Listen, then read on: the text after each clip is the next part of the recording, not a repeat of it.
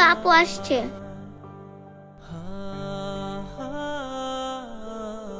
আপু তুমি আইছো?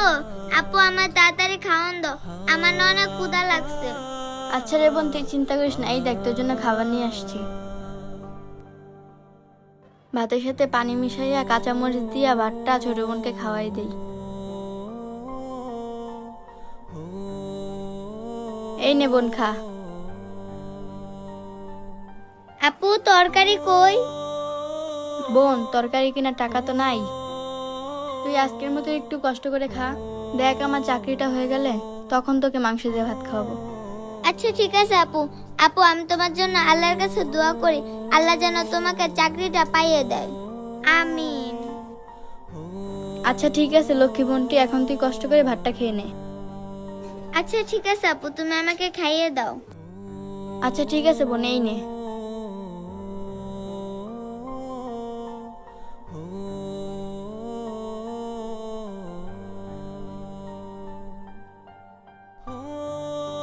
কি ব্যাপার, মেয়েটা 10 টাকার ভাত নিয়ে এসে শুধু পানি মিশিয়ে খাচ্ছে।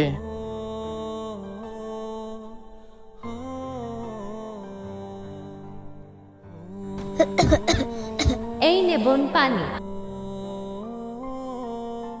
না, ওদের জন্য কিছু একটা করতে হবে।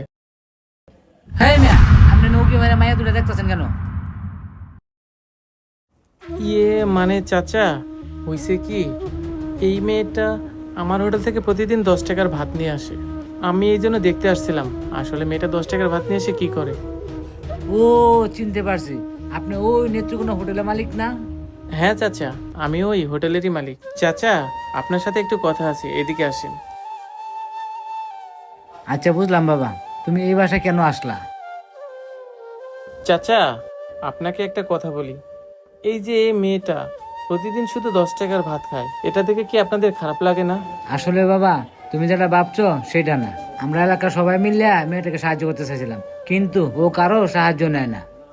সবই তো শুনলাম কাকা। কাকা, আমি একটা কাজ করতে চাইছিলাম। বলতেছিলাম কি কাকা, আমার হোটেলে তো প্রতিদিন অনেক খাবার বেঁচে যায়, ওইখান থেকে যদি ওদের কিছু ভাত আর তরকারি দেয়, ওরা কি নিবে না? বাবা, তোমাকে তো আমি আগেই বলছি, ও কারো সাহায্য নেয় না। তাহলে এখন কি করা যায়? না, কিছু একটা করতেই হবে। আচ্ছা কাকা, তাহলে একটা কাজ করেন, আপনি একটু ওই মেয়েটাকে ডাক দেন, আমি ওর সাথে একটু কথা বলি। ঠিক আছে বাবা, তুমি ভিতরে এসে দাঁড়াও, আমি মেয়েটাকে ডাক দিতেছি।